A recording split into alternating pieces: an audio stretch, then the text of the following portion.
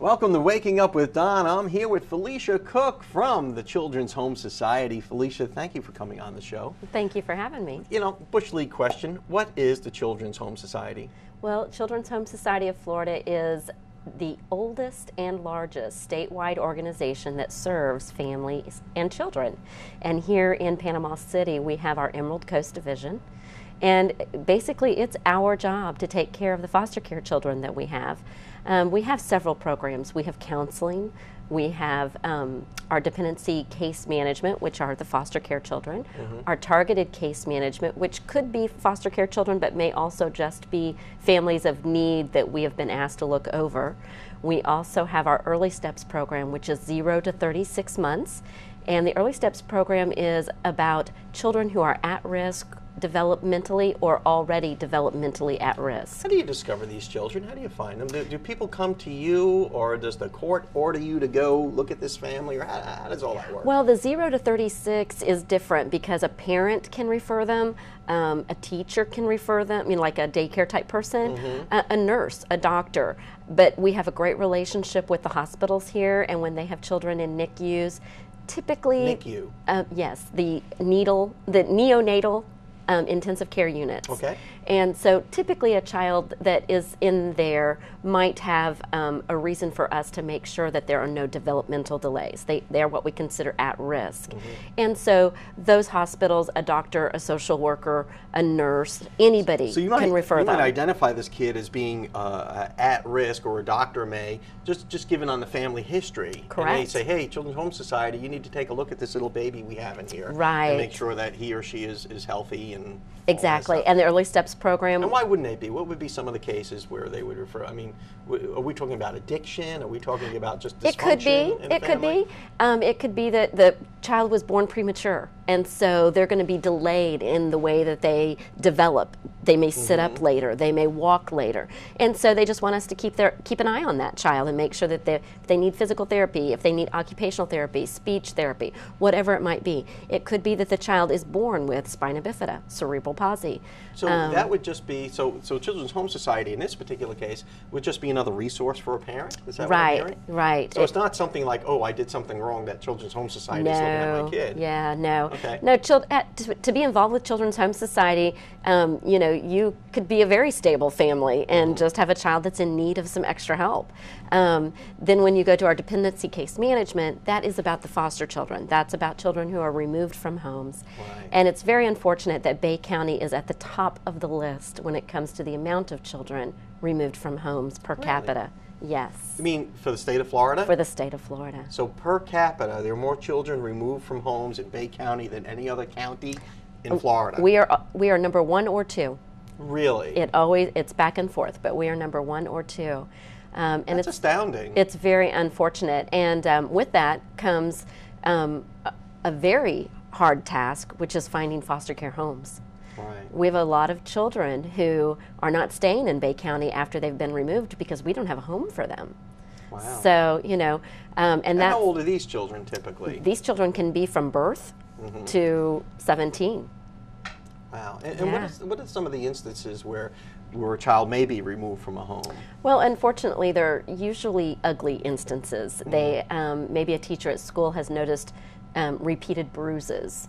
Maybe a child who comes to school and just sleeps all the time, and the teacher doesn't know what's going on, what's happening in the home that is making this child not be involved in school. It could be that there are drugs involved. You know, we do have, unfortunately, meth labs and drug-addicted parents of these children. And the sexual abuse, the physical abuse, the mental abuse, all of these are reasons that we take children and try to then place them in a secure, safe, nurturing home. Well, I am just stunned that it's such a dubious distinction for Bay County to have. I'm just stunned to learn that. Yeah, it's very sad. It really is. We've got to run off to a break, but maybe on the other side of this break, we talk about how people can help. That'd be great. And what we could do to kind of change that dynamic. That would be wonderful. And how Children's Home Society can get us not at the top of the list, but maybe to the bottom of the list. That's our goal. That's our goal. This is awesome stuff. We'll talk some more after these breaks, and after the weather is brought to you by the West Pittman Law Firm, westpittmanlaw.com.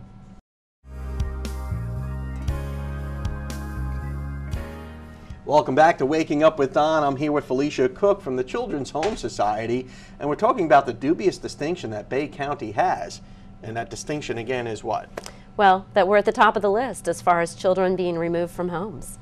It's sad. It's sad, but there's a lot that our county can do and does to help us remedy this situation and make safe, happy, forever homes for these children. So, and how are we doing that? Well, you know, we do it in lots of ways. We do have foster care home licensing. We have foster care adoption.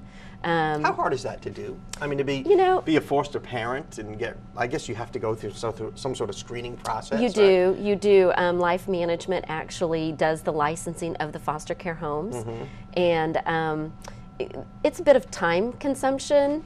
It will take over your life there for just a little bit, but in the long run, you're providing a nurturing, safe, secure, loving home for children who otherwise do not have them. So I think it's worth the sacrifice. My husband and I have always had children into our home ever since we've had a child. And so I don't regret it. My children don't regret it.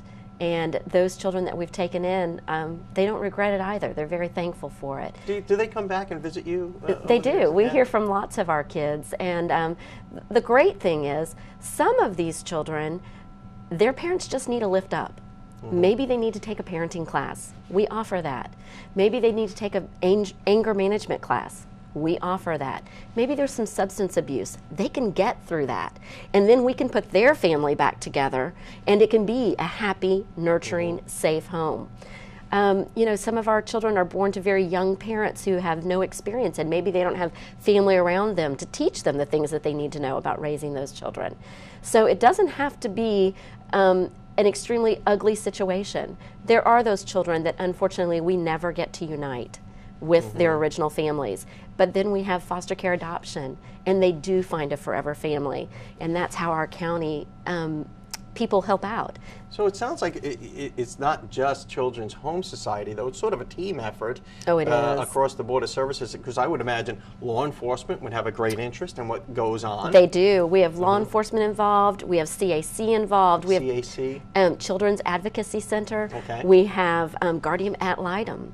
You know, we have Gulf Coast Medical Center is looking at starting a cuddling program for those children that are newborn and just need extra attention and love. And you know, the community itself has lots of services that are available. We have the Pregnancy Crisis Center. You know, we have the Rescue Mission.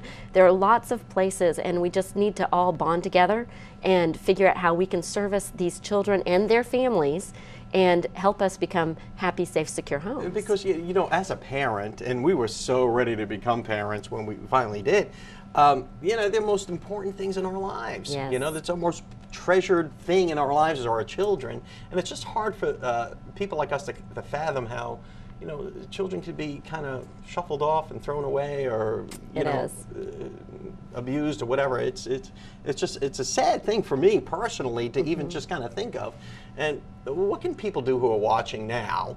What can they do to help? Well, they can help us break the cycles. The cycles that they're seeing, the cycles of poverty, the cycles of abuse, the cycles of addiction. When you encounter situations and you're questionable about it, do something about it. Make that 800 abuse call. Make it. So there is an abuse hotline? Yes, there is. It's 1-800-96-ABUSE. 1-800-96-ABUSE. Yes. So if you see something, you say something. You do. You need to take action. Not that you got to go dropping a dime on everybody, but... No. But take action. It's for the children. Yeah. Okay. There'll be an investigation done. Maybe it's nothing. Maybe, but maybe it's something, and we can help those children. So it's like they say, if you see something, you have to say something. Yes, and we have wonderful groups like the Parrot Head Club here in Panama City has a huge event for... The what head club? It's called the Parrot Head Club. Oh, the Jimmy Buffett guys. Yeah, and they have a huge event for us in April, and last year they gave us nearly $40,000, and that money goes to helping these children and those families. Okay, and your website is what? www.chsfl.org. Children's Home Society, thank you so much for coming on the show and telling us about this. And let's turn this around if we can. Let's do it. Felicia Cook, you're welcome back anytime. Thank you. We'll be right back after these messages.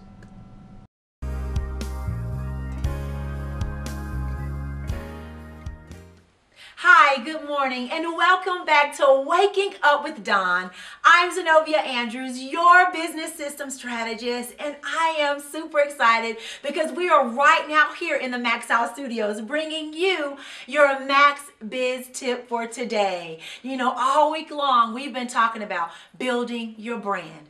Building your brand. Right now you should be feeling excited. You should have jump started to a new place in your brand because we've given you tips all week long. And today we're going to wrap it up on this Friday about branding mistakes. Branding mistakes. There are two very important branding mistakes that I see my customers, they come to me with, and I have to coach them through this process. Number one is picking your name. Making sure that the name of your company matches your brand. You know, you want to make sure that your name is not too long, and also you want to make sure that people can actually pronounce your name of your business. Number two, picking an ill-fitted logo, a logo that does not match your brand. You know, something that I do with my clients is I have them pick out a logo and then you show test the logo. What that means is you'll get the logo and you'll present it to some people that don't know you, they don't know your company, they're not familiar with your face, and you'll ask them the question, by looking at this logo, what comes to mind? What do you think about when you see it? And if they hit it dead on with what you're wanting them to get or draw from that logo, then it's the perfect logo. Listen, it's Friday. We're excited. On tomorrow, we're bringing you the Max Lab business training. I have a flyer right here, building your brand. It starts in the morning at 10 o'clock, 10 to 2, building your brand. I would love for you to come. It's at 404 South Tender Parkway, Suite A. Suite A. You can also reach me at www.zenoviaandrews.com. Again, continue to press towards the max and build an amazing brand. Let's kick it back to Waking Up with Don.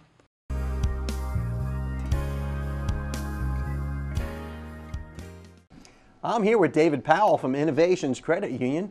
David, what do you got for us today? Oh, well, Don, first of all, thanks for having me on the show. Always enjoy visit with you.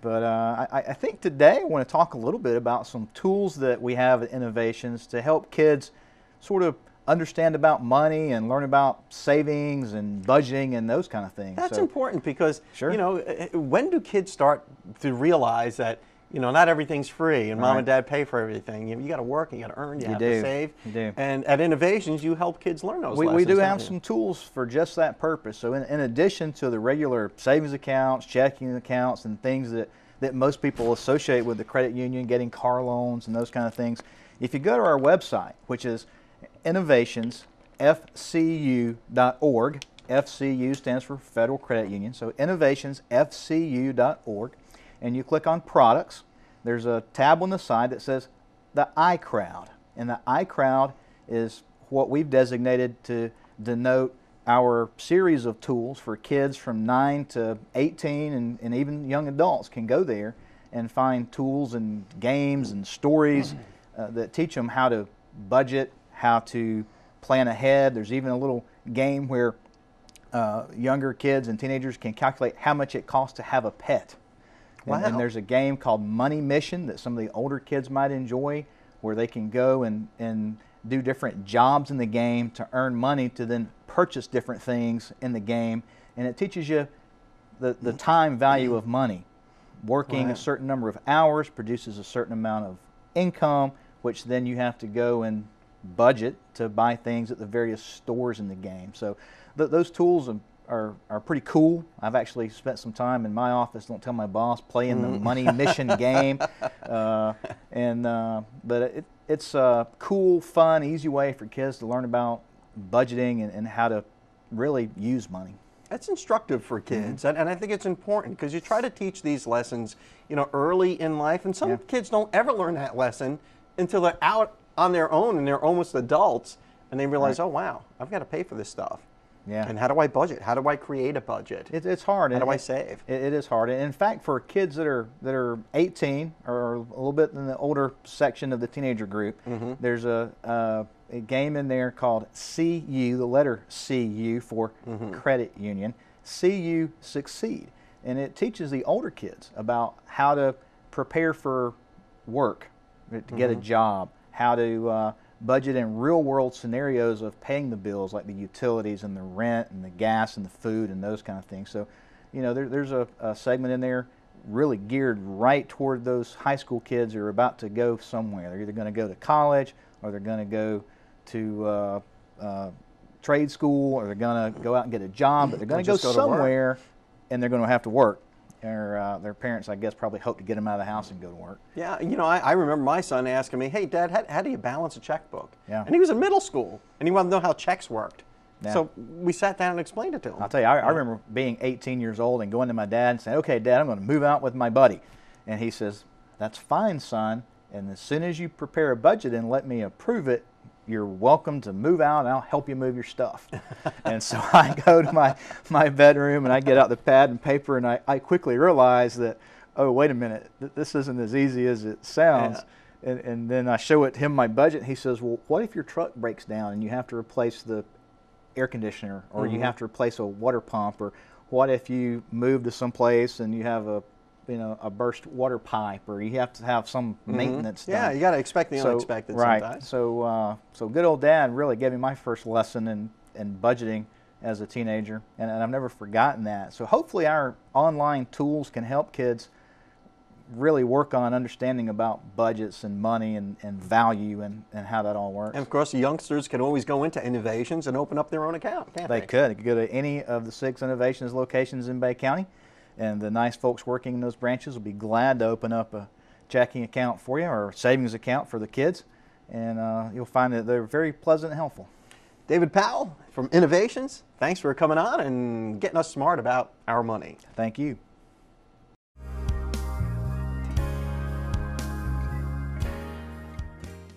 Welcome back to Waking Up with Don. I'm here with Paul Adams, who's the piano teacher over at Elliott Vocals. Paul, welcome back to the show. Thank you very much. Yeah, I meant to ask you last time you were here, what is that contraption that you're sitting on there? This right here is a suitcase that I turned into a drum set with my stepfather and my grandfather. And my granddad, he was a retired woods workman. He managed a wood shop for 50 years. Oh my. And every time he comes in town, he's got projects that he's doing. And one time he came in, I had some blueprints, some schematics that I wanted to figure out, and he helped me put this together. So it's really a drum set to go. It is. It all fits inside this suitcase, and you can just pick it up and tote it with you. Wow, good luck getting through TSA with that one. Yeah, we'll see how that goes. What are you going to play for us today? This song is called Sunrise in D major. Okay. It's an instrumental piece. And I didn't name it. My friends actually, every time I play it for a friend, they say, "Makes me think of the sunrise." So I just kind of turned it into it. Well, that's a perfect song for a show like mine. Perfect, yeah. Waking Up with Good Don morning. and Sunrise with Paul. Here it is.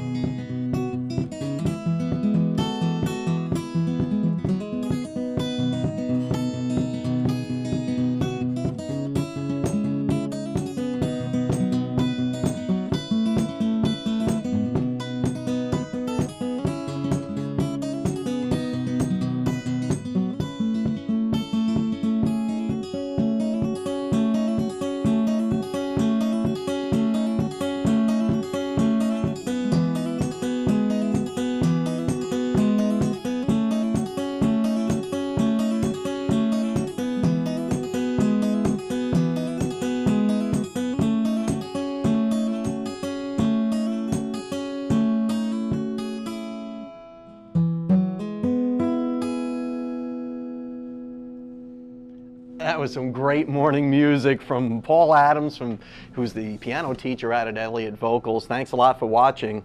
We'll see you next time.